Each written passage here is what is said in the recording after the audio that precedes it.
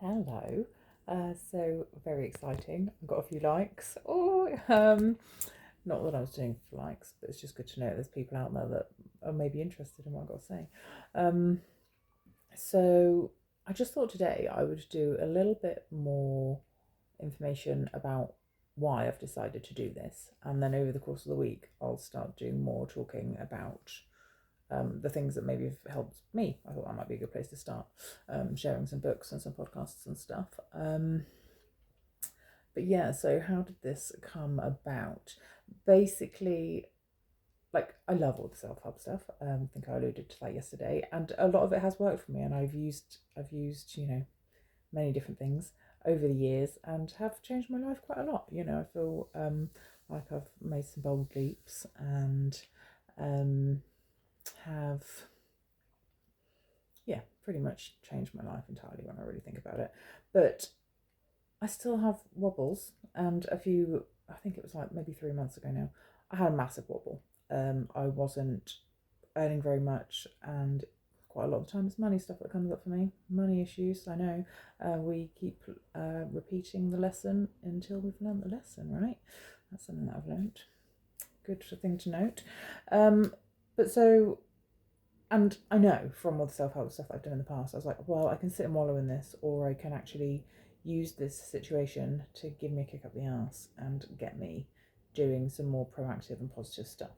And so I went for my dog walk, and I listened to Mel Robbins' podcast about like I think it was like one of her earliest ones, like 3 simple ways to change your life or something, and it was brilliant. And it said exactly that. It was like you can use the hard times in life to just sit and wallow, or you can use them to progress yourself forward and to make some progress. And you can use, those naff situations that you find yourself in to really like take the lesson and drive yourself forward. So that's what I decided to do. And then I listened to another podcast episode by her about understanding the psychology of money. And maybe it was just my psychology on the day and where I was at and where I was coming from. But actually, I did just find myself thinking, like, this is so easy to say for people who are already in that place where they have enough money to pay the bills and to live comfortably and to do nice holidays. And you're already, podcasting to millions, and you've got all the contacts, and, your husband's doing whatever or whatever, and you're all pruned and beautiful and blah, blah, blah. I kind of was thinking, that's where I thought, like, actually, it would kind of be nice to have got some input from people earlier on in their journeys. And of course, like, this is partly me. I'm like just so behind on the whole podcast thing, and it does, like, my thoughts like that do not detract at all from the fact that I think Mel Robbins is amazing. And then so I had this idea. I was like, oh well, why don't I be that person? I'll just start talking to people about like what self-help things have helped me. And then I kind of listened to, what else did I come across? I came across Rise with Roxy, a podcast, and I listened to an episode with her talking to Robin Sharma, who I'd never heard of. I'd heard of his book, The 5 a.m. Club. He is amazing. And I listened to the 5 a.m. Club. And then I was like, oh, maybe I'm going to do this, and I'm going to incorporate these new habits to maximize my mornings. And I did it for a little while, but I kind of had consciously in my head, like, oh, I'm going on holiday shortly. So I don't, like, I'm not necessarily going to follow that through. So I thought I'd properly start afterwards. But actually, I did feel much better in the short time while I was doing it. So I'm excited to get back to it. But it's just taken me a little while. Totally fell off the wagon with the early mornings. I mean, I'm still getting up early. 6 o'clock is early. It's just not 5. And anyway, I've totally digressed. Sorry. This is something I'll do a lot. Bear with. So yes, I had this wonderful idea that I would share like my journey, and you could just all come on that journey with me, and anybody who also wants to go on that journey can do it with me, and we can chat in the comments and blah blah blah.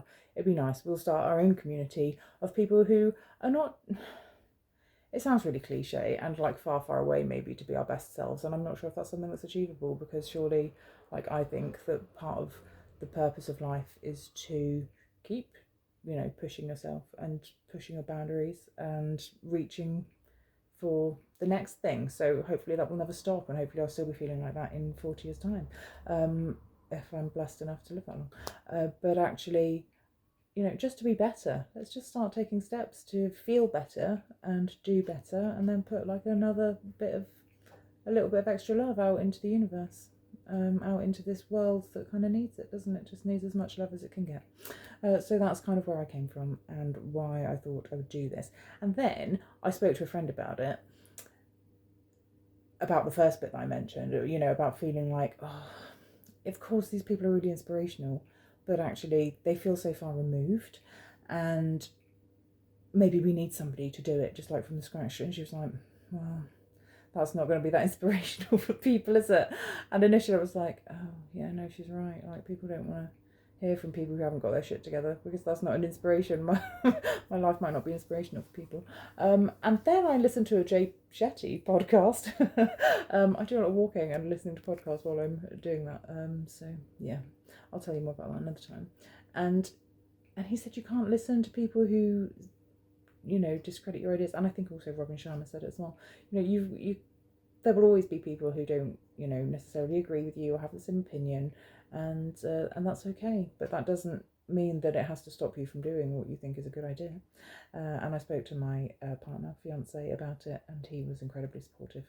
And I told him yesterday that I did my little video, and he'd totally forgotten that we had the initial conversation 2 months ago. Very him. But yeah, he thought it was a good idea. So anyway, I feel like I've chatted for quite long enough now. And if there's anything you'd like to know, or anywhere you would like me to start, then by all means pop that in the comments. I'd love to hear from you. And if you're keen on coming on this little, like I mentioned yesterday, mind, body, soul trip with me to see where it goes, and you want to get involved yourself, then let me know. I'm keen to hear what you want from this. And subscribe and like the video. Yay, I like the likes, they make me happy. Here you go. Have a beautiful day, and I hope to speak to you soon. Bye.